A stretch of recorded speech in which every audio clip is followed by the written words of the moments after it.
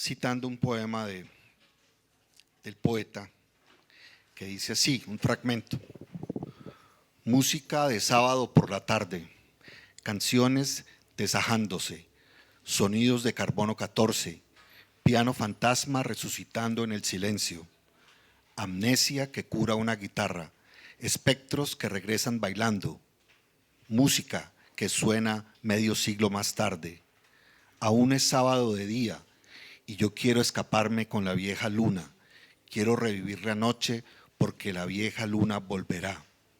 Ya se sabe que el tiempo no importa, que no hay recuerdo viejo, que ni el olvido vale. Bienvenidos a este conversatorio con Darío, y voy a permitirme leer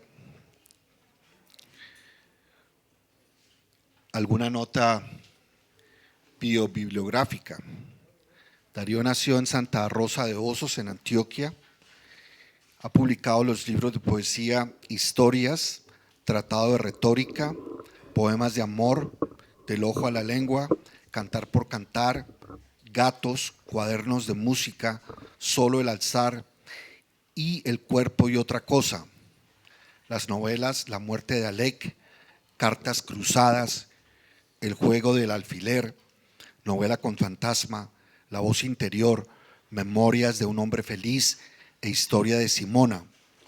El libro en prosa Guía para Viajeros, el texto autobiográfico Historia de una Pasión, el ensayo Poesía en la Canción Popular Latinoamericana y un diccionario. Y ha trabajado como antologador del libro Antología de la Crónica Latinoamericana Actual. Bienvenido, Darío, a Cali, y te recibo con esta pregunta. Naciste en Santa Rosa de Osos, que es el altiplano antioqueño que se recuerda o que está en el imaginario por su cultura, pero también por su religiosidad. ¿Qué recuerdos tienes de tu casa, de esa infancia, ya que se tiene por cierto que en la infancia, que entre comillas, en la infancia está todo? ¿Cuáles son esos recuerdos que tienes de tu pueblo natal? Gracias a ustedes por estar acá hoy y gracias a Carlos por la compañía y por el apoyo. Yo viví mis primeros 7 años en Santa Rosa. Pasaron muchos años en que no iba y ahora voy con alguna frecuencia y me pasa algo que seguramente algunos de ustedes también han vivido, y es que los recuerdos que tengo ya no tienen un lugar donde desarrollarse porque el pueblo cambió tanto que esos escenarios de los recuerdos no están.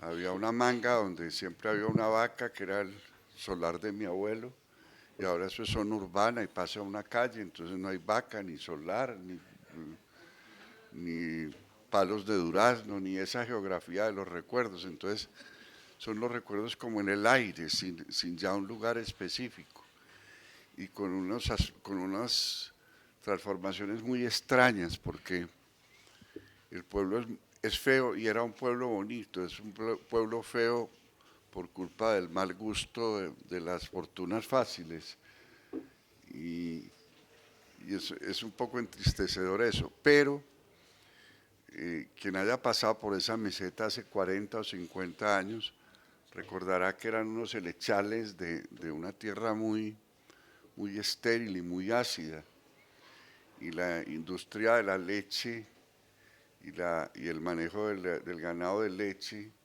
cambió esa geografía. Ahora es de un verdor impresionante, está arborizado. Entonces, mientras el pueblo se volvió más feo, el campo que rodea al pueblo se volvió más bonito. Esos 7 años son como un mundo luminoso, los colores son otros colores, porque cuando uno está niño, yo creo que los colores brillan más. También siendo un pueblo pequeño, pues todo el mundo más o menos se conoce. Entonces mi recuerdo era un recuerdo de un niño que va por todos los lados y que entra a todas las casas como pasando el portón y el contraportón y entrando como a su casa, porque era la casa de todos, la casa de mi abuela, de mi tía, de mi otra tía, etc. Yo allá aprendí las letras, de todos modos, el alfabeto, que ha sido un instrumento que yo he usado después, pues viene de allá, lo aprendí jugando a la lotería con unas fichas que tenían las letras ahí impresas. De manera que el recuerdo es grato, pero eso ya un recuerdo sin lugares. Los lugares solo están en las fotos o en la memoria. Si uno se remite a tus libros de poemas, que fue pues, tu libro de poemas, que fue el primero que publicaste a la edad de 27 años, esa infancia no está. Y yo he tratado de buscar en tus poemas esos rastros. Y hay rastros, evidentemente, hay sombras, hay fantasmas, que me imagino que te gusta mucho la figura, pero no aparece un poema, o tal vez no lo he leído, sobre la infancia. Ahí está. No lo he leído. Aquí está escondido. Está Hay escondido. una serie de poemas que se llaman De la nostalgia, donde algunos son, para mi recuerdo,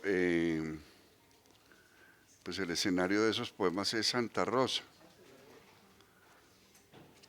Son esos primeros 7 años.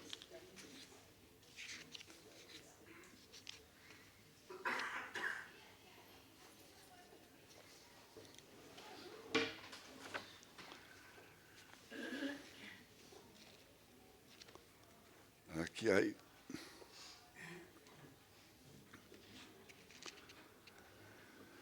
Recuerdo solamente que he olvidado el acento de las más amadas voces y que perdí para siempre el olor de las frutas de la infancia, el sabor exacto del durazno, el aleteo del aire frío entre los pinos, el entusiasmo al descubrir una nuez que ha caído del nogal, sortilegios de otro día que ahora son apenas letanía incolora, vana convocatoria que no me trae el asombro de ver un colibrí entre mi cuarto, como muchas madrugadas de mi infancia.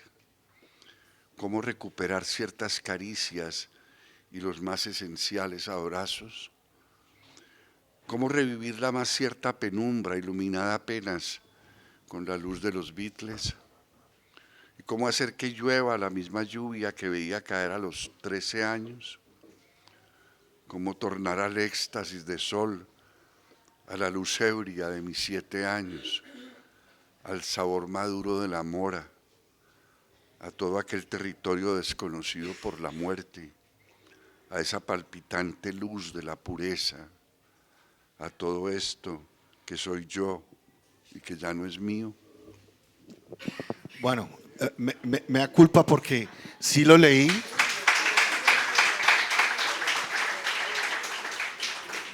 Me da culpa porque sí lo había leído, pero yo me quedé cuando mencionaste los Beatles. Hasta ahí llegué.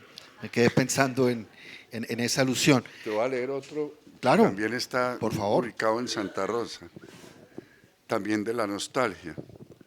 Al helado bajo el sol sobre la tapia, soy un niño de 5 años narcotizado por la luz, suspendido fuera del tiempo que ahora es cosa ajena, intermitencia del paisaje, sustancia del lejano horizonte de montañas azules.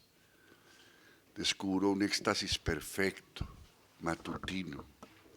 Hago parte del aire, soy brisa inaugural, soy ala y vuelo. Dejo de ser yo mismo, felizmente fundido con la luz. Nazco y regreso.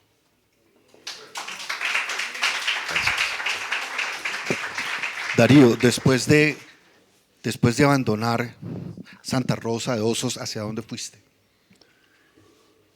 Nos fuimos a Medellín.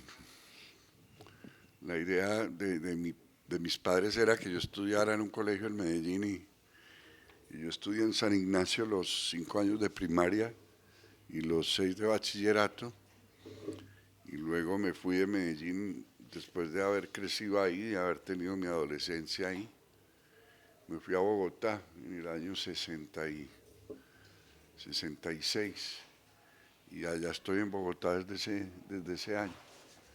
sea, mi paso por Medellín, a pesar de que es una época absolutamente definitiva en la vida, tanto que mucha gente dice que uno es de donde estudió el bachillerato, eh, a pesar de eso, no fueron muchos años en Medellín, fueron 11, y después los siguientes casi 60 han sido en Bogotá. Para quienes no lo sepan, Darío Jaramillo Agudelo es abogado y es economista de la Javeriana. Precisamente sobre ese paso universitario, José Luis Díaz Granados, poeta, tiene este recuerdo. Una tarde en su acogedora casa, está hablando de Juan Gustavo Coborda, y bajo una lluvia torrencial conocí al joven estudiante de Derecho Darío Jaramillo Agudelo, siempre de gabardina, quien siempre me reprochaba mi excesiva afición por los vallenatos de Escalona y mi fijación al padre. Él era apegado a la madre y devoto de los tangos. Es verdad. No le quiero reprochar a nadie su gusto por los vallenatos, pero que los oiga solo. Con el tango me fascina y una época en que sabía mucho de tango y que iba a los festivales de tango. Se me ha olvidado mucho, en verdad, porque cuando uno crece en un pueblo y aquí habrá gente que vivió esa experiencia, los que sean del norte del valle seguramente lo vivieron más intensamente, en que las cantinas del pueblo, que son la verdadera educación sentimental en un pueblo, pues lo que suena es Gardel y lo que suena es Goyeneche y lo que suena es tango. Y aparte de eso, ya más viejo aprendí a apreciar la poesía que hay en el tango. Yo creo que hice algún libro sobre la poesía en la canción popular latinoamericana y las mejores letras en términos de poesía, pues se podría decir que están principalmente en el tango. Y me quedó esa pasión por el tango. Ahora, yo no quisiera reprochar el gusto a nadie, pero sí a Díaz Granados le tenía miedo porque siempre iba armado de vallenatos y a mí eso no me suena bien. Darío, hablaste de tu educación, digamos, sentimental de las cantinas, pero ¿cuál fue tu educación literaria? San Ignacio es un colegio jesuita y la Javeriana pues también. ¿Qué educación recibiste en el colegio orientada hacia la literatura, hacia las letras? Yo creo que la maleducación, porque la idea de poesía que había cuando yo estaba en el bachillerato, hablo de los primeros 60s, era una poesía que a mí no me interesaba, era una poesía declamatoria, de poemas a la patria o de poemas a la Virgen y era una cosa muy solemne y había que declamar y a mí eso no me interesaba para nada. Mientras tanto en la calle pasaban cosas que sí me interesaban. Mi padre tenía cuenta en una librería legendaria de Medellín que se llamaba la librería Aguirre y Alberto Aguirre, que era el dueño, editó cuando yo tenía 12 o 13 años las obras completas de León de Greiff. Entonces, pasar de todas esas cosas, bueno, en el colegio lo castigaban a uno los sábados y la boleta de salida del castigo era aprenderse un poema que estaba puesto en el tablero, o sea que se identificaba poesía con castigo, poesía con estar encerrado un sábado. Y llegar a León de Greiff, aquella frescura, aquella irreverencia, eso para mí fue muy liberador. También hay que tomar en cuenta que en ese momento estaba la rebelión nadaísta hirviendo en las calles de Medellín y yo me sentía, conocí a Gonzalo Arango en esa librería, en la librería Aguirre, y ese tipo que era como, que sonaba como tan beligerante, en realidad era un confite. Gonzalo era una persona completamente inofensiva, un tipo encantador.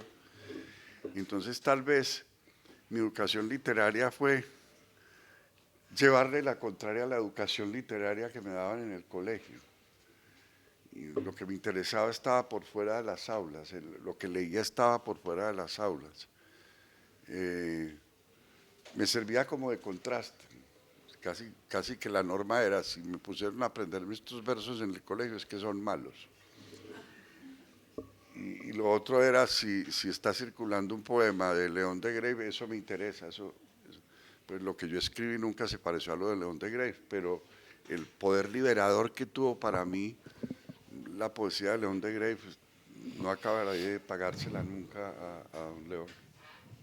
Se supone que ya en Bogotá, cuando inicias pues, tus estudios universitarios, empiezas a rodearte con inquietudes, digamos, de todo tipo, pero también literarias, de otros escritores.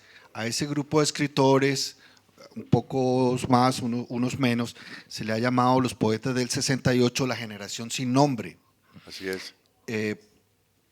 Es una generación que es la que sigue al nadaísmo. Así es. Aunque cronológicamente algunos poetas de la generación sin nombre podrían haber pertenecido al nadaísmo. Elkin Restrepo, por ejemplo. ¿Qué recuerdos tienes de esa época, digamos, del nadaísmo y de ustedes empezando a generar literatura, empezando a escribir, empezando a leer? Cuando yo llegué a Bogotá se había publicado hacía poco el mejor libro nadaísta, que son los poemas de la ofensa de Jaime Jaramillo Escobar, y para mí fue un libro muy importante. Yo no conocía a Jaime sino muchos años después, pero el libro era muy importante. Yo tenía mucha desconfianza de esa literatura que era más beligerancia que literatura, pero sin embargo era refrescante que hubiera habido la rebelión nadaísta.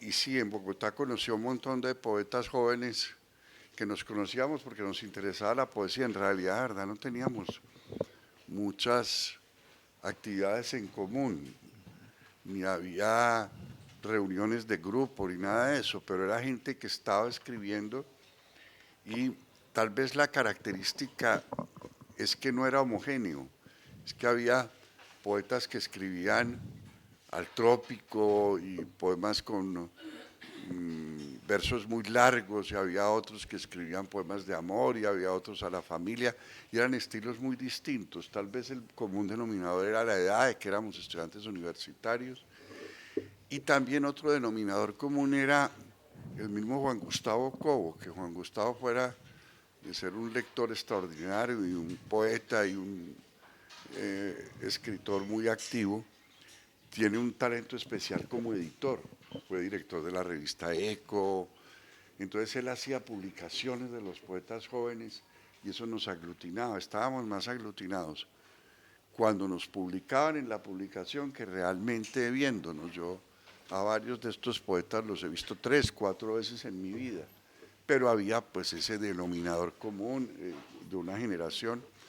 Había también una cosa que me pasó a mí y que en estos días la estaba recordando a propósito de algunas preguntas que me hicieron, y es que cuando yo llegué a Bogotá yo era de la poesía secreta, nadie sabía que yo escribía versos, menos mi papá, que era comerciante y que me había dicho, poniendo el dedo así, que es muy peligroso cuando un papá pone el dedo así, el que escribe para comer ni come ni escribe. Entonces, claro, yo escribía pero al escondido. Y ya en Bogotá, y tal vez por mediación de Cobo, se dio el caso de que comenzaron a publicar versos míos, entonces ya pues ya no tenía yo coartada y procuraba que esconderle el periódico a mi papá cuando salían los poemas. Después ya lo aceptó y él era un hombre bueno y querido, pero no quería que yo fuera literato. Estamos hablando de una generación a la que pertenecen Giovanni Quesep, Elkin Restrepo, Manuel Hernández, Miguel Méndez Camacho, Henry Luque, Jaime García Mafla, María Mercedes Carranza, José Luis Díaz Granados, Darío Jaramillo Gudelo, Juan Gustavo Coborda y Marta Canfield.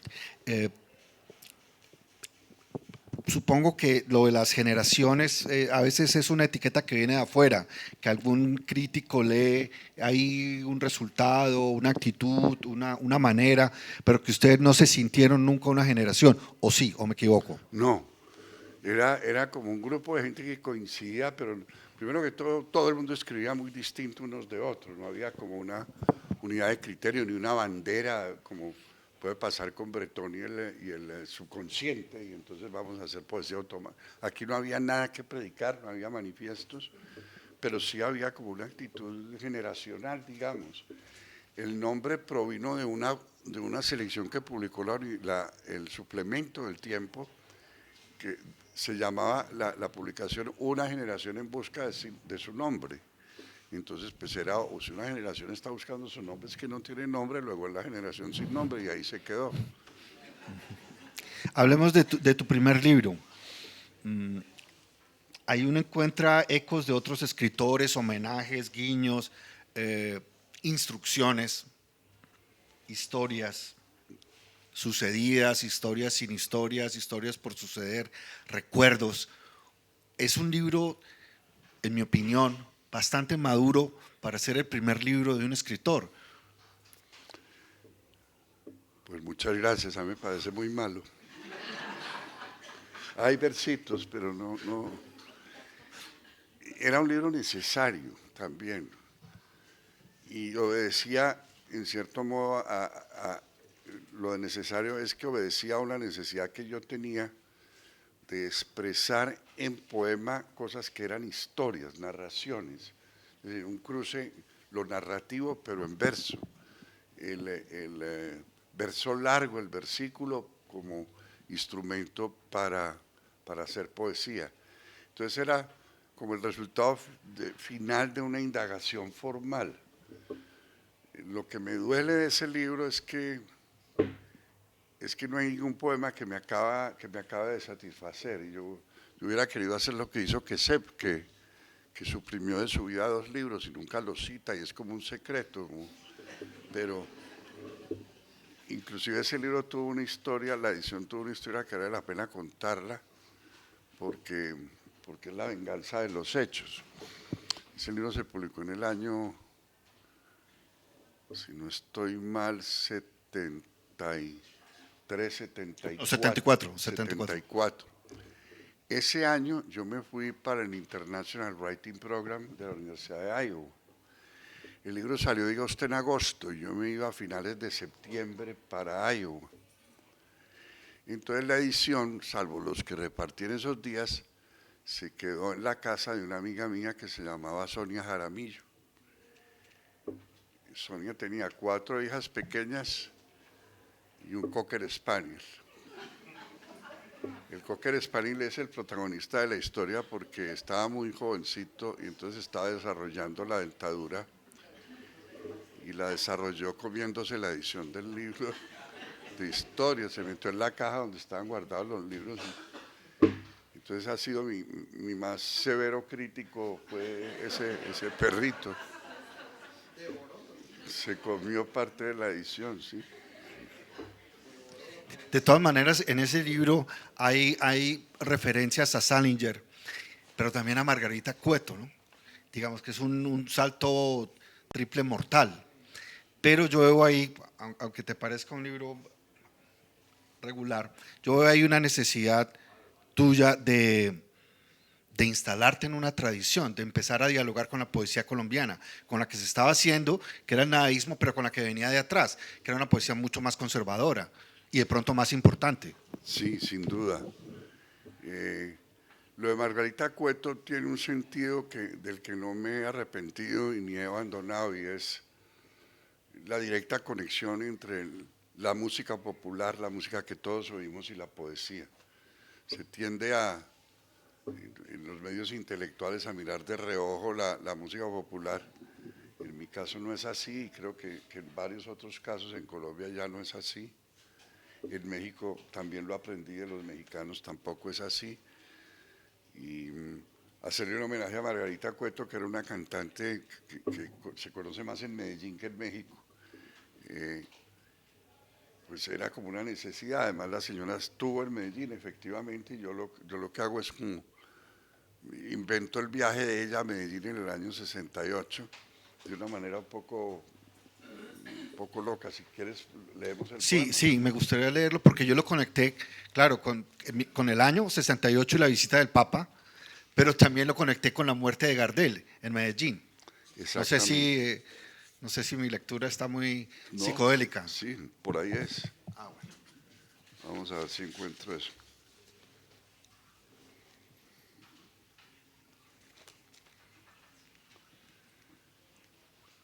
Para quienes no sepan, Margarita Cueto es una cantante mexicana de los primeros años de las grabaciones en disco, de los años fines de los 20, principios de los 30. Se hizo muy famosa por los duetos que cantaba. Cantó con Juan Arvizu en dueto, con varios otros cantantes. El poema, bueno, la señora fue, la historia, antes de leer el poema, es que a ella le invitan a Medellín 30, 40 años después de aquello, y ella no creía, ¿cómo voy a ir yo si yo estoy olvidada? A mí nadie me conoce ya, y fue muy asombroso para ella llegar a Medellín y que era ídolo en Medellín y que en México ya la habían olvidado. La visita de Margarita Cueto a Medellín en 1968. A fines del año pasado llegó Margarita Cueto a Medellín. Venía en un gran tanque de formol y semejaba a una de esas imágenes de cera que parecen bañadas en esperma. Desde días antes se sentía un insoportable olor a crisantemo y las polillas habían invadido el aeropuerto. Antes de que Tomás Alva Edison inventara el fonógrafo, doña Margarita repartía sus días entre ensayar taboga con Juan Arvizu y en espantar los diminutos gusanos de la muerte. Fue aquel un espectáculo digno de verse. Un oxidado cañón encontrado en Chorros Blancos saludó el aterrizaje del avión. Y en ese preciso instante resucitaron 7 viejos amantes del bambuco. Acto seguido, una banda de invisibles instrumentistas, después de los himnos de Colombia y México, interpretó Corazones sin rumbo con fantasmal vehemencia y todos pudimos llorar a nuestras anchas. La música se oía del otro lado de la muerte. Era el momento de las grandes libaciones de incienso. Se podía hacer una profesión de la queja o fabricarse un cuchillo para matar tanto olvido.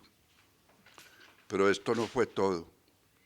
En la casa de una de mis tías, la vitrola descompuesta desde hacía 27 años comenzó a funcionar sin que nadie la tocara. En la familia se dijo que todo había sido un milagro. Ya por la noche, en el homenaje de rendida admiración, después de las palabras del señor alcalde, se anunció una canción de doña Margarita.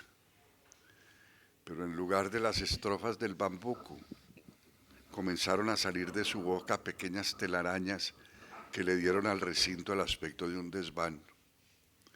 Y la señora comenzó a derretirse, hasta volverse miel de abejas, que una nube de moscas devoró con odio generoso. Fue entonces cuando las magnolias enviadas por el señor obispo se tornaron en un polvillo ceniciento que los predicadores de Año Nuevo explotaron sin misericordia cuando hablaron de la muerte. Pero ya todos éramos estatuas de sal.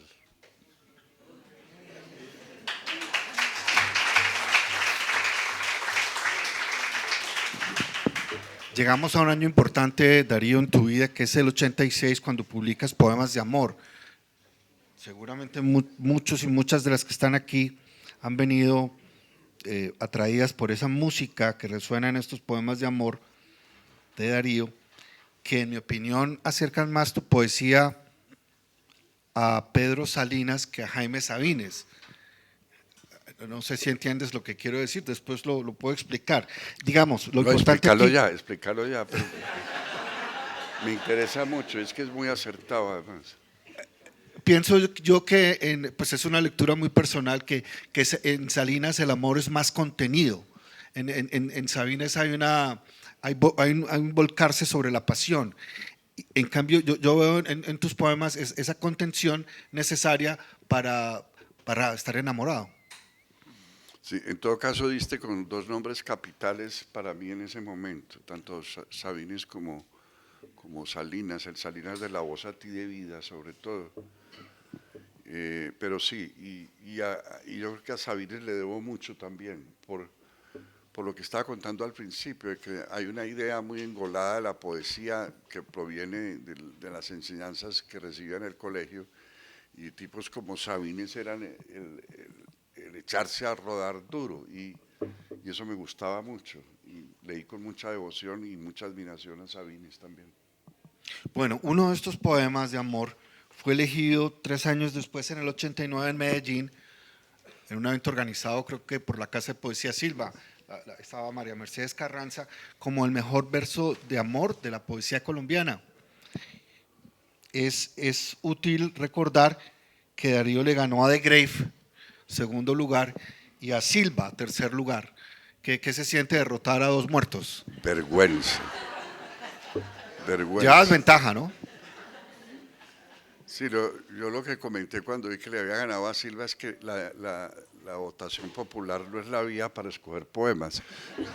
Yo no sé si para escoger alcaldes y gobernadores, pero en todo caso para escoger poemas lo llego a poner en duda. El año 89 para mí fue muy significativo en términos de pérdidas, mientras ocurría toda la convocatoria de la Casa Silva por el poema de amor más popular o más conocido o preferido, y así hacía esa votación. Yo estaba en una clínica, ese año perdí mi pierna derecha en un atentado que le hicieron a un amigo mío, y me pasé más de la mitad del año en operaciones y en cirugías y en hospitales. Entonces siempre he pensado que haberme ganado esa votación era más un esfuerzo que hacían mis amigos para que yo estuviera muy contento en el momento en que ya iba de monópodo por la vida, ya no era bípedo.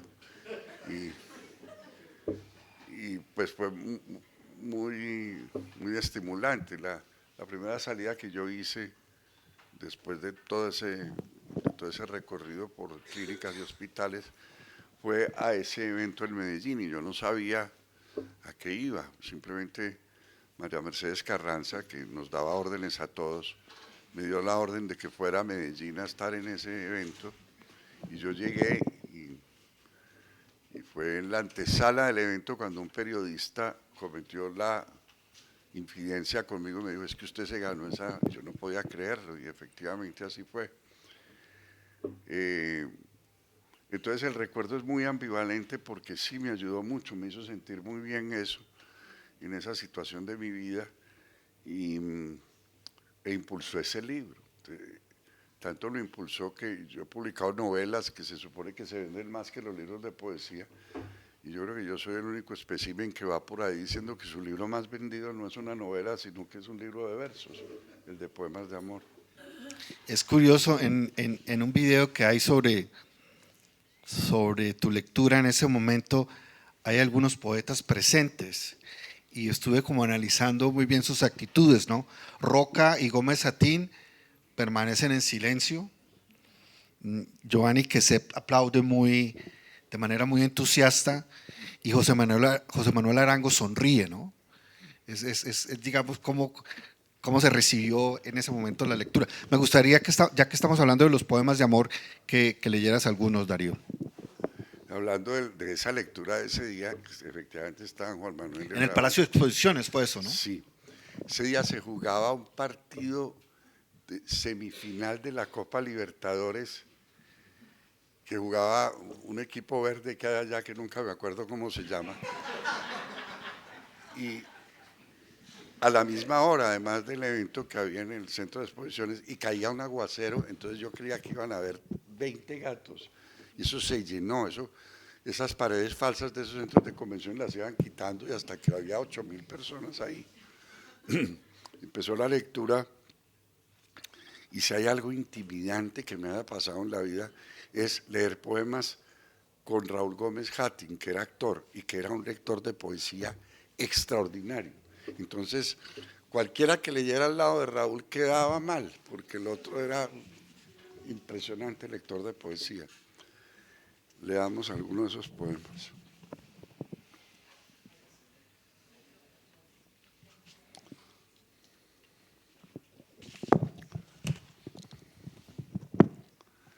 tu lengua, tu sabia lengua que inventa mi piel, tu lengua de fuego que me incendia, tu lengua que crea el instante de demencia, el delirio del cuerpo enamorado, tu lengua, látigo sagrado, brasa dulce, invocación de los incendios que me saca de mí, que me transforma, tu lengua de carnes sin pudores, tu lengua de entrega que me demanda todo, tu muy mía lengua, tu bella lengua que electriza mis labios, que vuelve tuyo mi cuerpo por ti purificado, tu lengua que me explora y me descubre, tu hermosa lengua que también sabe decir que me ama.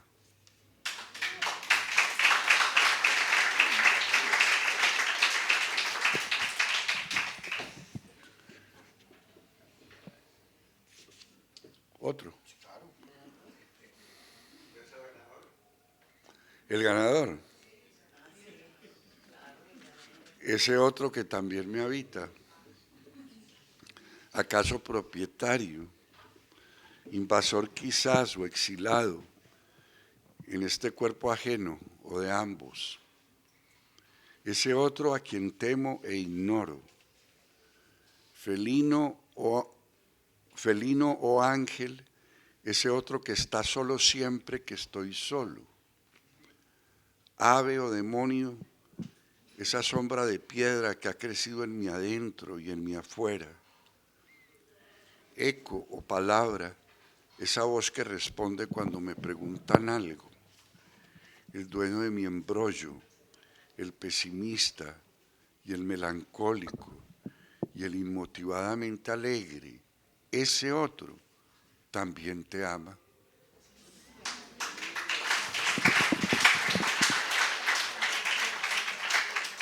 Y con la venia tuya, Claro. pero voy a leer un poema que me pidió alguien antes de que empezáramos.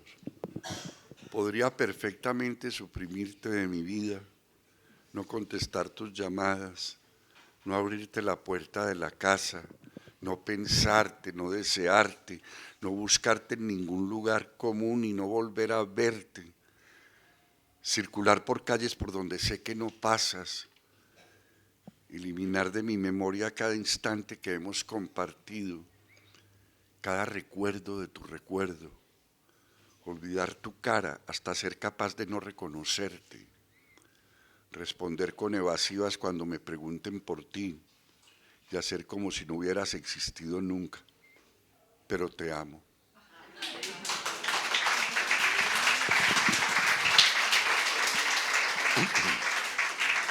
Gracias, Darío.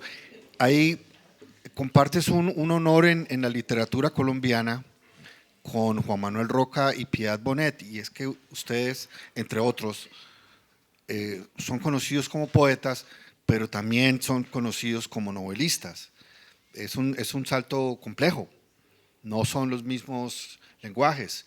Háblanos de tu experiencia como novelista. Pues tu obra novelística es amplia, mucho más amplia que la de Roca y la de Piedad. Sí, yo soy fundamentalmente un lector de novelas y más precisamente soy un lector de novelas del siglo XIX. En verdad, cuando yo sea grande yo quisiera ser un novelista del XIX, pero parece que no va a ser posible ya en el XXI. Y mis escritores más admirados también son novelistas del XIX. Estando en Estados Unidos, en ese viaje que hice en el año 70 y algo a la Universidad de Iowa, ocurrió la muerte de un veterano de Vietnam, amigo mío, que se llamaba Alec. Fue una muerte muy rara, en un lago ahí en los alrededores de San Francisco. Y yo siempre quise escribir sobre eso, porque había pasado que se murió Alec y empezaron a aparecer cosas que habían pasado antes como señales de que se iba a morir, pero la única manera de entender esas señales fue ya cuando él se había muerto. Y yo quería contar eso y traté de hacer un poema y no pude. bueno, tratemos de hacer una novela. Darío, usted que ha escrito, que ha leído tantas novelas, trate de hacer una. Y me di cuenta de que no era capaz. Entonces, lo que había hecho muchas veces, porque en esa época era muy acostumbrado, era escribir cartas. Y dije, pues, si no soy capaz de escribir una novela, escribamos una carta. Entonces, mi primera novela en realidad, de verdad, es una carta que se llama La muerte de Alec. Y es contándole a otro de los testigos de esa muerte lo que había pasado con Alec. La segunda fue igual, fue también una novela epistolar. Todavía no era capaz, a pesar de que había leído a Dickens y a Tolstoy y a mis amados novelistas del 19, todavía como que no tenía el instrumental suficiente para escribir una novela. Entonces la segunda también fue una novela epistolar. Y cuando llevaba 2 novelas dije, bueno, Darío, es la hora como de aprender a hacer diálogos. Entonces la tercera fue como un desafío a ver si era capaz de contar cosas con diálogo. Hay una diferencia fundamental entre escribir para mi ejercicio personal, no estoy haciendo juicios sobre los géneros, sino sobre mi experiencia. Y es que un poema aparece cuando le da la gana, por eso yo creo en la inspiración. Uno no puede decir mañana a las 8 me levanto, desayuno y voy a escribir un poema, no. En cambio, con la narrativa o con el ensayo, con la prosa en general, uno sí se puede programar. Es decir, puede ser materia de disciplina y ponerse como unos objetivos de trabajo tales días a tales horas. Yo toda la vida trabajé en un banco o en oficinas de abogados antes. Entonces, mi horario para escribir novelas era cuando llegaba del trabajo o los fines de semana. Y lo pude hacer. Es decir, las novelas no dependen de la inspiración como escribir un poema. Y se vuelven un juego mucho más interesante. Ya quedé enviciado, ya siempre tengo alguna novela en la cabeza y estoy trabajando en alguna novela. Pero les confieso que a la tercera novela yo todavía no era capaz de hacer un diálogo.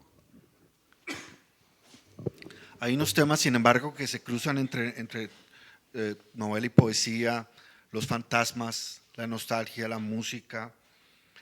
Y yo he visto en tu última poesía un interés por la naturaleza, por Dios y por la muerte. Sí, bueno, el último libro de poemas es un libro sobre la muerte. Por la naturaleza hay una serie de poemas que han corrido con muy buena suerte, no entre los lectores de poesía, sino entre los propietarios de gatos. Es un libro que se llama Gatos. Y en algunas de las novelas que he mezclado cosas de poesía, también hay un libro de un personaje de las novelas que es un recorrido por la naturaleza, por los árboles. Y siempre me ha interesado mucho eso, pero como que logré, fue después ya de viejo, poder escribir sobre árboles y sobre animales. Sí, Darío se refiere a 2 personajes que él creó, Juan Esteban y Sebastián Uribe Riley, que escriben en los textos poemas. Darío advierte que esos poemas no son de él, sino que son de ellos. Sí, trato de poner otra voz distinta. ¿Por qué no escuchamos algunos de sus poemas? A ver.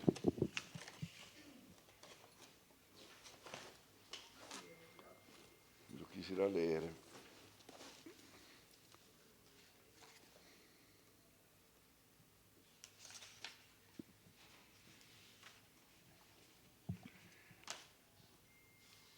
Voy a leer primero uno de Esteban, que es un poema que me cuesta mucho leer, entonces para hacer algún esfuercito y no ganármela tan fácil lo voy a leer. Es un poema sobre el olvido.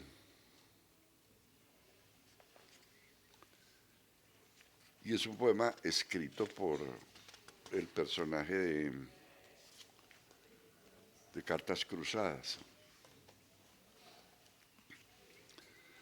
El día no es la luz, es tiniebla transparente que se viste de negro con las horas, para que las voces del insomnio traspasen el silencio de la noche y el quiste del desamor se convierta en un llanto de palabras quebradas, en un clamor del aire.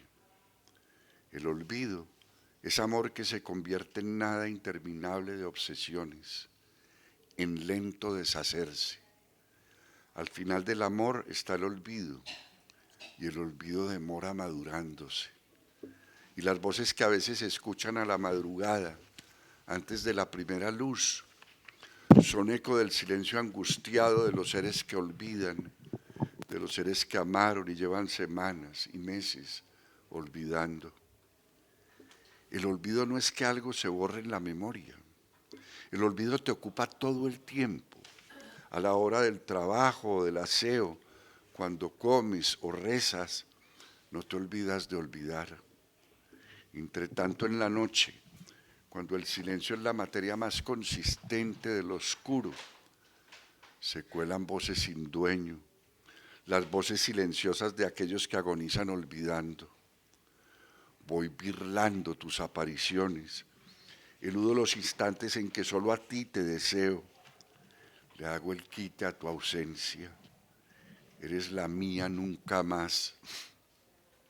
Nadie repite, no hay regresos, lo sabemos, pero no descanso de olvidarte. Me gasto cada noche entera contigo, olvidándote. Tú bien lejos y yo aquí contigo, olvidándote, olvidándote. La palabra mata y yo te voy desollando con cada sílaba. Dardo mi verbo, arma mortal, lunas en agonías en explosión en esta memoria de guerra. Cuando el amor acaba, todo recuerdo tortura. Olvidando, se convierten en espinas las dichas del pasado. Saber que me amaste es aprender que tu amor envenena. Para degradarme hoy, te amé entonces. Estoy en guerra con lo que tengo de ti, un fantasma que se apodera de mis noches, la rabia de saber que no es el tuyo cuando abrazo otro cuerpo. Tengo que purificarme de ti, suicidarme de ti, mudar la piel que tú acariciaste. Tengo que matarte en mí para no ser solo un pedazo de pasado. ¿Cómo te voy desamando? Qué largo y monótono ejercicio ya no amarte y pensar en ti todo el tiempo. Qué tortura sutil sentir que mi lujuria está en abrazar un cuerpo que ya no abrazaré.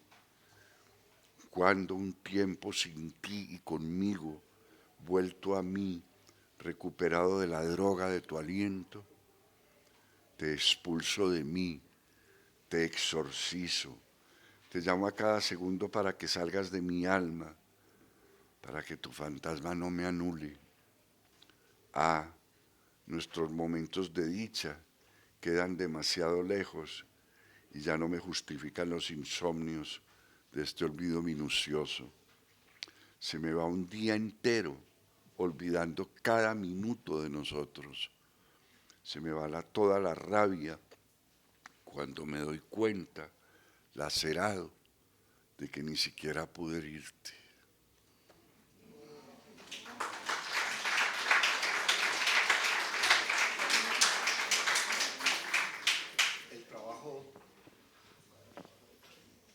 El trabajo de Darío Jaramillo Gudelo ha merecido numerosos reconocimientos.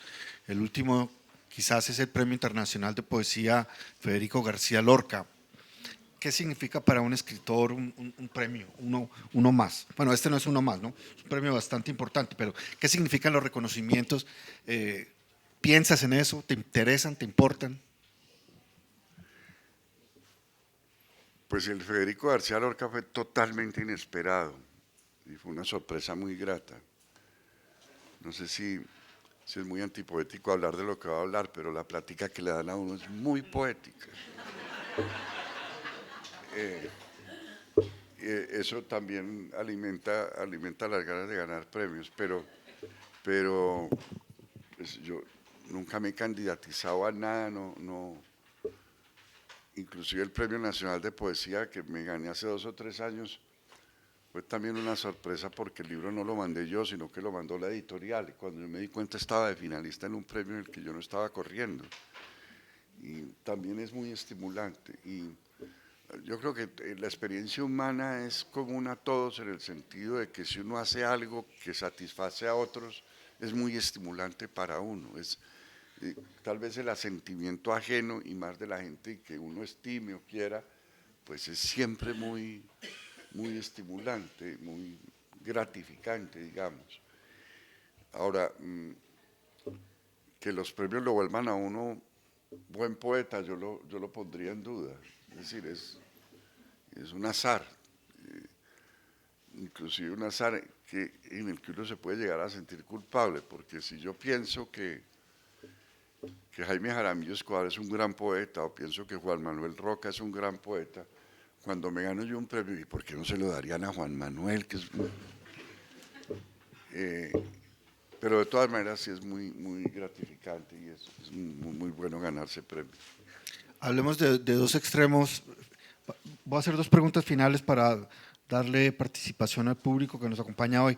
Una es sobre tu diccionario, que no por azar está relacionado también con Roca, ahora que lo mencionas, porque Roca tiene un vocabulario. Digamos, ese permanente juego exploratorio con el lenguaje, que no solamente es con el lenguaje, sino a veces con la respiración.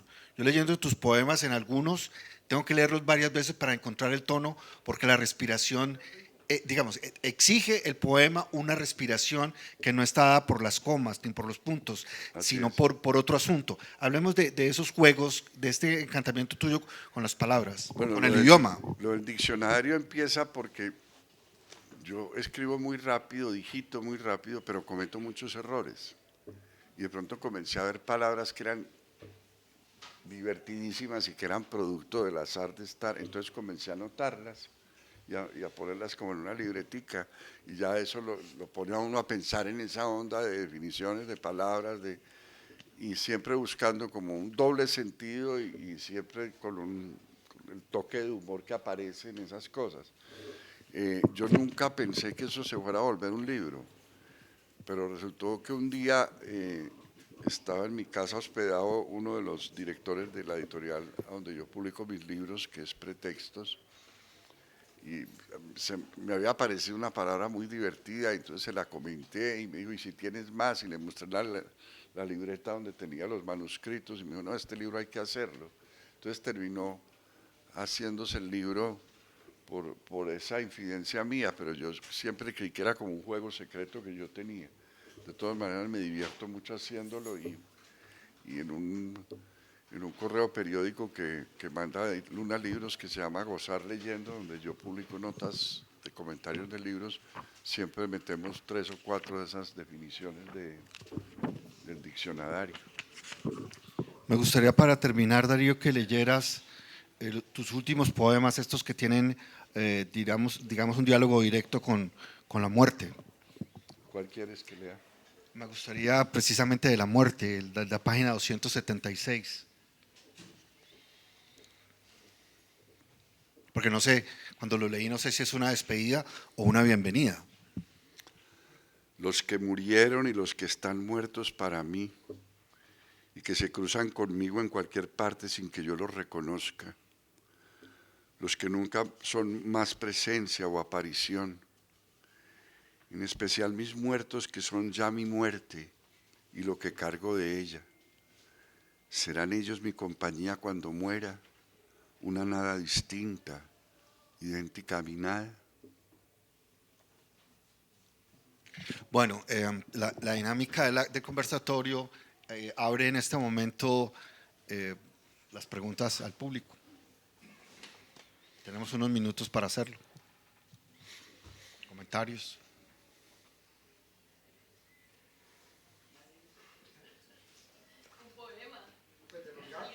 Claro, sí, sí. Pues yo noto que ahí en el poema que has hecho a la cantante A que Margarita Cueto. a Margarita Cueto, que me parece un poema admirable. Me ha gustado mucho ese poema y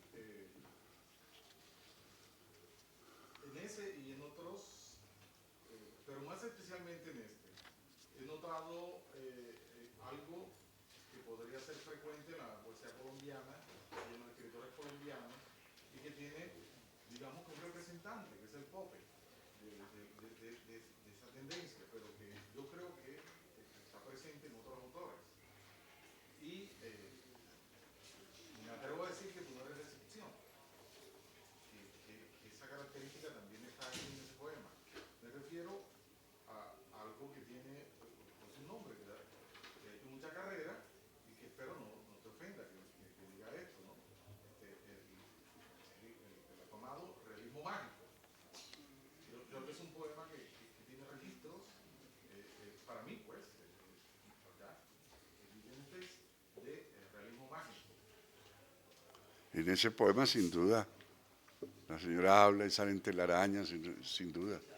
Y piensa que es un poema escrito en el año 69 y Cien años de soledad acaba de aparecer.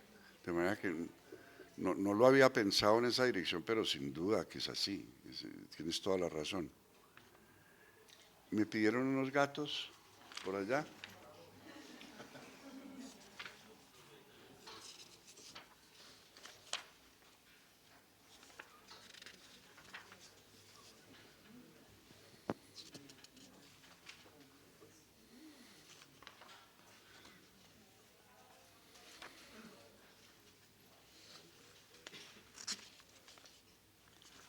Bueno, estados de la materia. Los estados de la materia son 4: líquido, sólido, gaseoso y gato. El gato es un estado especial de la materia, si bien caben las dudas. ¿Es materia esta voluptuosa contorsión? ¿No viene del cielo esta manera de dormir? ¿Y este silencio acaso no procede de un lugar sin tiempo? Cuando el espíritu juega a ser materia, entonces se convierte en gato.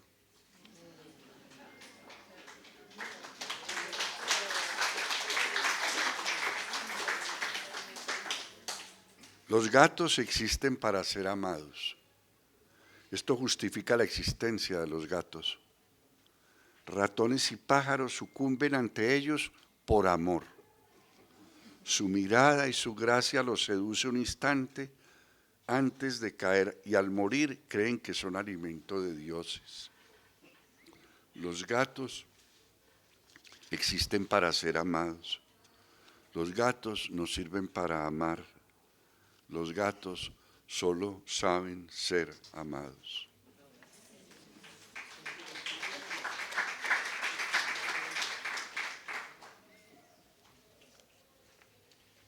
Señora. Darío, yo tengo una pregunta.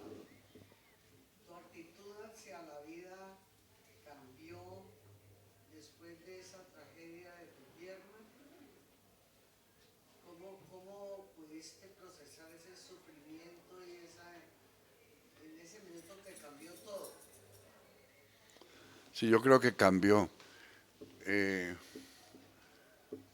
Hay algo que fue, entre comillas, positivo, y es que a mí me amputaron la pierna cuando yo tenía 42 años. Es decir, que mi esperanza de llegar a ser jugador titular del Deportivo Independiente de Medellín ya había pasado. Yo ya no podía ser futbolista profesional ni atleta. Era una edad en la que podía asimilar mucho mejor el golpe. Lo otro que me cambió fue, yo no sé si estoy reduciéndolo a algo muy mecánico, pero lo expreso así, me cambió la velocidad. Es literal, no solamente me desplazo más despacio, sino que tuve que acondicionar el pensamiento, las emociones, el procedimiento a otra velocidad mental. Quizá me creció el componente de la virtud más antipoética que existe, que es la paciencia, me volvió hombre más paciente. Y también me enseñó una cosa que la he vivido después de diferentes maneras, y es que si a mí me hubieran dicho la víspera que iba a perder una pierna, yo hubiera pensado, yo no podría vivir. Y finalmente uno se acostumbra a todo, el ser humano tiene un margen de tolerancia al dolor y a la desgracia que es superior a su propia expectativa de dolor y de desgracia. Después cuando iba a las terapias, en unos años de mucha violencia en este país, donde había muchos soldados que habían sido amputados, pues también yo me consolaba con el mal ajeno. Es decir, me pasó en un momento de la vida en que ya no estaba de la edad de este pequeño soldado que está aquí, de 20 años, recién amputado, porque casi todas las terapias eran además con muchachos que habían perdido sus piernas en la guerra que hemos tenido. Entonces, de algún modo, eso me dio lecciones acerca del margen de resistencia que tenemos los seres humanos, que es mucho mayor del que creemos. Lo otro es que uno termina por acostumbrarse, es decir, ya yo me tengo que levantar para ir al baño a medianoche y me pongo la pata de palo dormido y voy dormido y vuelvo dormido y me la quito dormido. Entonces se vuelven reflejos en que uno después se queda pensando, yo cómo hice todo esto si lo que tengo pues no es mío, y sí es mío, ya es parte de mí, ya funciono así, es así como lo he vivido, creo. ¿Has escrito algún poema o un relato sobre el tema? Tal vez sí, no sé si lo encuentre, pero es directamente sobre eso. Es un poema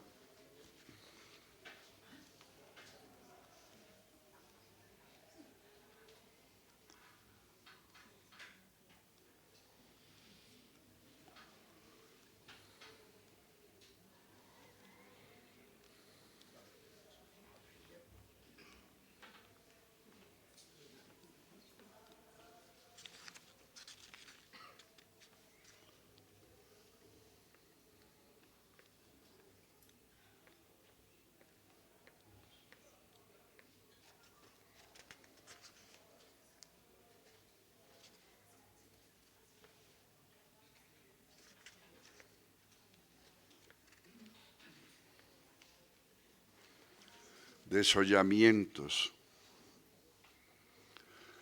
Sin pie, mi cuerpo sigue amando lo mismo y mi alma se sale al lugar que ya no ocupo, fuera de mí. No hay aquí símbolos. El cuerpo se acomoda a la pasión y la pasión al cuerpo que pierde sus fragmentos y continúa íntegro, sin misterios incólume. Contra la muerte tengo la mirada y la risa. Soy dueño del abrazo de mi amigo y del latido sordo de un corazón ansioso.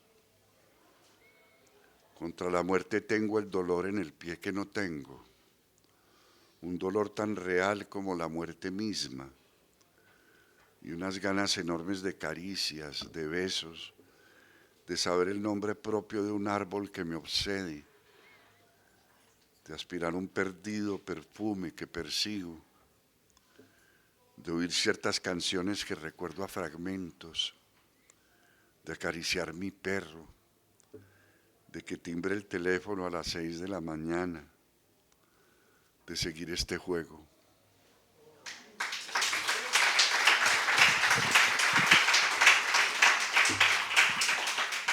Antes de... ¿Hay una pregunta? La última.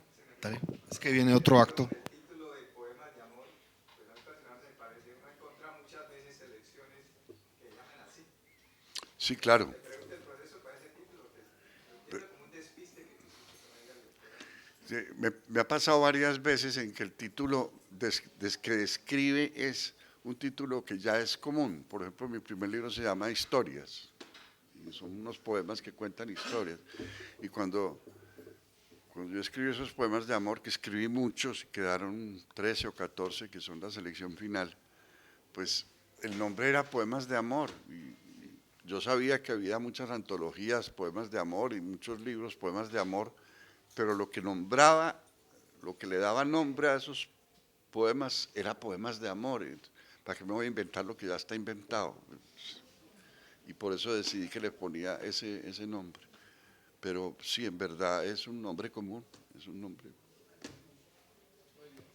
Unos minutos antes de que ustedes llegaran estábamos hablando con el poeta y decía que los verdaderos poemas terminan no perteneciendo a nadie. Hay gente que recuerda algunos versos, pero no sabe quién los escribió, porque esos poemas pertenecen a la tradición, es decir, a todos, no tienen un autor. Yo creo que algunos versos de Darío, como ustedes se dieron cuenta esta tarde, ya pertenecen a la tradición y quizá ese es el mejor homenaje que se le puede hacer a un escritor en vida. Es muy estimulante. Y es que aparezca un poema de amor en una bolsa de supermercado en Caracas, cuando había supermercados en Caracas. O me ha pasado de muchas maneras. En la internet circulan esos poemas, ya inclusive les cambian, ese que leí que se llama Desollamientos, el de la pierna, aparece en internet ya con otro título, Desolamientos. Bueno, lo van cambiando y dicen, le amputaron la L. Bueno, muchas gracias a todos por su participación y muchas gracias al Gracias poeta a Darío ustedes. Jaramillo Gudelo.